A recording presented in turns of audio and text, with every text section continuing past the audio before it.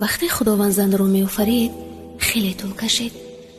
فرشته ها آمدند و به خداوند گفتند چرا آفرینش این موجودات اینقدر طول می کشد؟ خدا گفت باید بیشتر از 20 حرکت را برایش خلق کنم تا بتواند از همه گونه غذا استفاده کند. وقتی بیمار می شود خودش را درمان بکند، بتواند روزی 18 ساعت بدون منت کار کند. همزمان 2 بچه را در آغوش بگیرد و محبتشان بدهد. زن می تواند با یک بوسه از زانوی زخمی تا قلب شکسته را شفا بدهد. فرشته ها گفتند این که خیلی لطیف و نازک است. خدا گفت ولی من قوی آفریدمش. نمی توانید تصور کنید که چه چیزهایی را می تواند تحمل کند. خدا گفت من براش اشک طراحی کردم.